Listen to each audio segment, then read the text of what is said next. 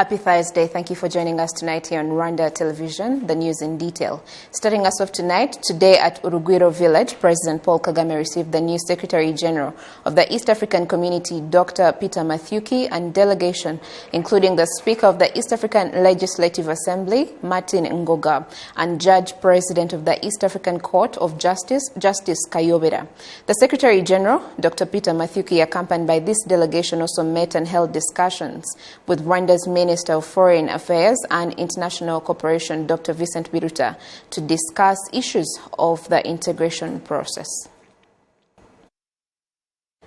In other news, businessmen and women, as well as other citizens, have commended the government's decision to push back the start of the daily nightly curfews by 1 hour, saying it will help their businesses and give others enough time to get home in the evening. Stationary has more. One of the resolutions from the latest cabinet meeting that sat on Wednesday states that curfew hours are now to begin at 10 p.m., not 9 as was before, and end at 4 a.m., with businesses allowed to operate for an extra hour. People were being forced to close up and go home before they were really done with their businesses, leaving work late and needing to go and buy food. That extra hour is going to help us. We are happy about the extra hour, but they should really look into the issue of working at only half capacity in shifts. Every day we are unable to work means we are losing money. Still, we are grateful about the extra hour. We are happy about this because passengers were sometimes giving us a hard time or becoming late while still en route because of the little time they had. And now that the curfew is starting at 10, I believe we will have gotten everybody to their destination by then with no problems. Encouraging as this may be, COVID-19 is still a threat and people have learned bitter lessons about undermining such a potent enemy. A person still being complacent is one who does not know just how much this coronavirus pandemic has affected us. There is no way we can become complacent just because the government has taken measures that have enabled infection rates to reduce. Economic experts also agree that such decisions have a positive effect on the economy of the country as a whole. The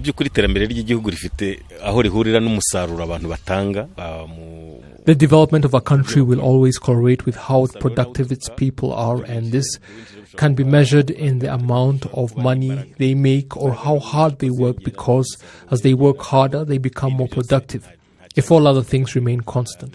If that input of effort remains constant as well, then certainly more working hours mean greater profits, and this is certainly true, especially in the private sector, and adding all that up increases on the country's GDP as a whole. Things are still dire in 6 of the southern provinces, 8 districts, however. With the curfew now from 7 p.m. to 4 a.m., and some sectors are under a total lockdown as the fight against COVID continues in Rwanda. Indians living in Rwanda are proud that Rwanda is a safe country and appreciate its ongoing efforts to fight against the COVID-19 pandemic. This comes as India is currently severely threatened by the pandemic. Innocent Mugabo has more. At a Hindu temple in Rebero in Kicukiro district, we find many gods that Indians worship. The worshippers at the temple say their priority at the moment is to pray for their country, India, which is now seriously threatened by the COVID-19 pandemic. In the last 24 hours, more than 400,000 new cases of COVID-19 have been reported in India, while the number of those that have lost their lives during that period was 3,900. Prakash Kalavagada and Karo Shah are Indians who have lived in Rwanda for more than 15 years, and these say that they are concerned about the deteriorating situation in their country. The second wave which reached India, Indians are suffering very much, and we are praying God so that your corona will go, and everybody has to suffer from that, and we hope that after some time it will be everybody will be we take care of everybody, and we think that God will realize all well. It's very painful. Daily above 400,000 cases. It's not acceptable, but government is taking care of all the needy. Situation is, we are hoping that situation will be better in future. By God's grace, my family is very safe at the moment. They all got vaccinated in India.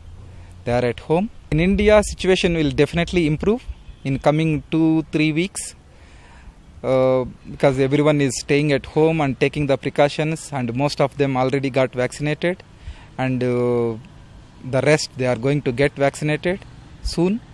Then the consumption when they stay at home, already lockdown is there in so many states. So now the situation will become better. Indians living in Rwanda say that the country is safe and are happy with the measures being taken to fight against the pandemic. Government is taking very good steps against the COVID, and we are controlling very so safely. We are very safe here because everybody is aware of the disease, and everybody is taking care of himself and the surrounding also. We are not very afraid here in Rwanda because Rwandans are taking themselves are aware of the disease, and we cooperate all each other, and we are taking care so that we have no so much cases in Rwanda. When children were in Thane, we have a house there. They were studying there, but I told them to come in Kigali because we are very safe in Kigali, and they came here since December. They are here. They are making their studies online, and we continue to live happily here in Rwanda. I am here from past 16 years in Rwanda. The government has put the guidelines, everyone is following, and we are like almost 2,000 plus Indians staying in Rwanda. All are safe. Everyone is feel that they got most of them they got vaccination from RBC. So here the situation is very safe, and we are happy to be in Rwanda. To date, more than 21 million people in India have been infected with COVID-19, and more than 230,000 people have lost their lives. In Rwanda, a cabinet meeting on Wednesday decided that all passengers arriving from India will be subject to a 7-day quarantine at selected hotels, and they will have to pay for their own lodging and all other expenses during that time. Rwanda recently announced that it had decided to suspend all flights to India. A new COVID-19 variant was first identified in India as the source of the highest number of deaths and people infected with the virus in the country. According to the World Health Organization, India is home to about half of the new COVID-19 infection cases in the past week. The organization also notes that 1 in 4 people who died of COVID-19 last week were in India. Innocent Mugabo, RTV News. Thank you, Innocent, for that report. Now, across the country, there is a growing problem of less mobile and internet connectivity, which is making it difficult for many to access different services. As Sam Kalisa reports, the Rwanda Utilities and Regulatory Authority assures the public that these issues are being monitored. Twagirayezu Leopold lives in Muganza village of Kimisagara sector in Kigali city. He is one of the subscribers of MTN and Airtel, recognized telecommunication companies in the country.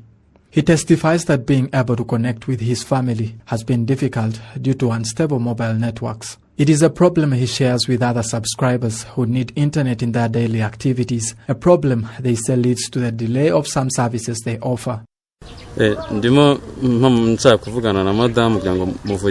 I wanted to call my wife about some urgent stuff and how the work is going, but the network has refused. This has been there for a while now.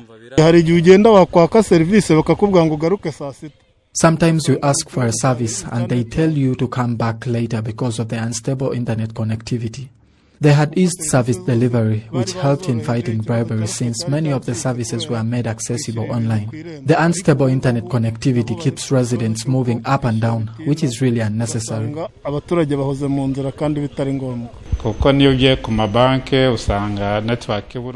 Sometimes you go to the bank and find long queues of clients waiting to be served. And when you ask the reason for the delay, they tell you that the network is slow.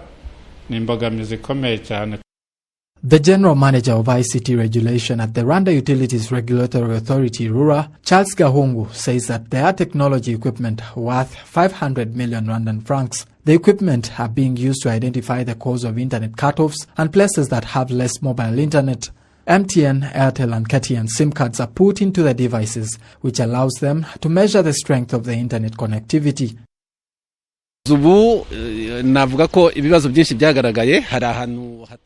Many of what causes the issues have been identified, especially in Kigali city.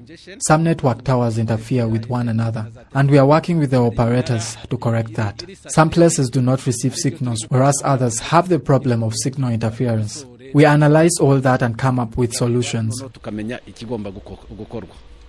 There are also some customers who are unhappy with the way they buy voice and internet bundles and end up expired when they haven't used them. In each of the cases, customers say the service provider did nothing to address their griefs. However, the Rwanda Utilities Regulatory Authority Director General Sabimana Ernest assures the public that these issues are being monitored. Hano muri RURA mu byukuri hari office cyangwa urwego rushinzwe kurengera. Here at RURA offices we receive all the complaints and follow them up as we are in charge of protecting the buyer. However, more efforts are needed, plus discussing with service providers to correct mistakes that have been identified. It has been long since such issues were raised, but RURA and its partners are collectively working to solve them and hold accountable those who cause such issues. Naho hafatwe ibihano nibigaragara koko byakozwe hari ikintu kigambiriwe.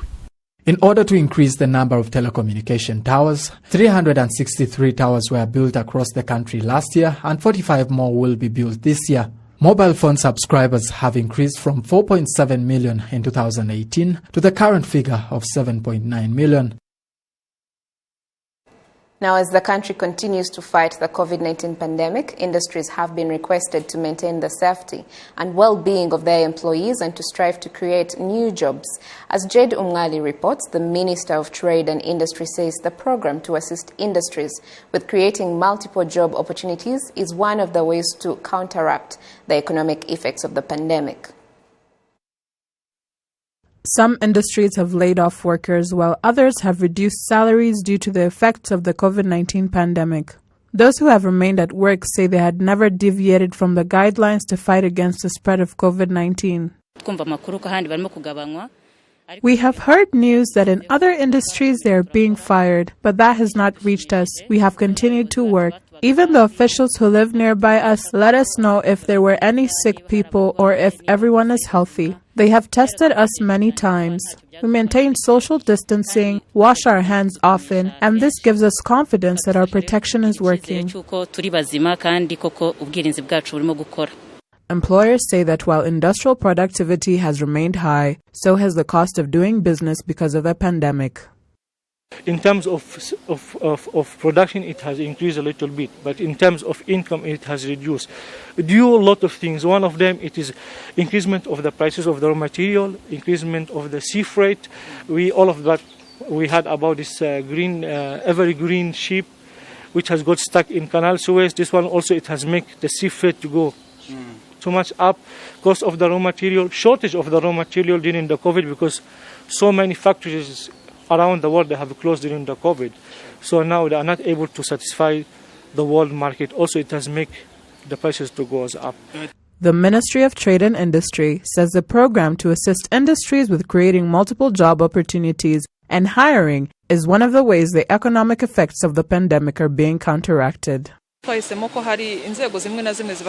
choose to create jobs in industries because it is quicker and necessary. There are industries that make clothes and food which are needed. Then there are those that want to set up factories. All they have to do is show the number of people they intend to employ, and the government may exempt them from certain things.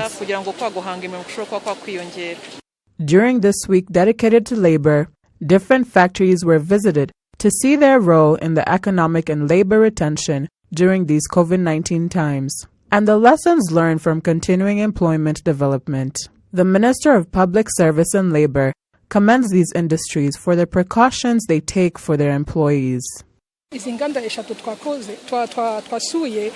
the 3 factories we visited, we saw all of them respecting health and safety guidelines at work.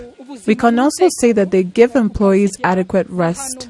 There are those who work in hot places, and they are given milk and food at lunchtime. We encourage other industries to try to take good care of their employees. The companies visited are Africa Improved Food, a flour-rich flour supplier, Adma International Limited, a biscuit manufacturer, and C&D Product, a garment manufacturer. Umngari Jade, RTV News. Many thanks, Umngari Jade. To judicial matters now in the terrorism trial of Paul Rusesabagina and his co-accused. Among those to speak on Thursday were the person who led the raid in Rusizi district and the man who hid the weapons for the assailants after they were smuggled in from the Democratic Republic of Congo. The court first allowed Mark Nizeimana, who was a colonel in the FLN terrorist group, to finish his testimony because in the last proceedings his lawyer had not been able to properly conclude the defense of his client. Nizeimana was the deputy operations commander of the FLN in what they called the northern sector, and prosecutors accused him of playing a key role in the attacks that were waged on Rwandan soil, saying he was among the planners and actively sent fighters into the country. Apart from admitting that he had been part of an illegal group, Mark Nizeimana denied all the other 8 terrorism charges that have been leveled against him. He and his lawyer argued that he never joined the raids into Rwanda and that he did not prepare those who did participate because he had superiors that included General Wilson Irategeka and the Defense Council of the MRCD-FLN that prepared the attacks. His co-accused in the group, who did take part in the raids, backed his testimony, saying he was never among those who sent them.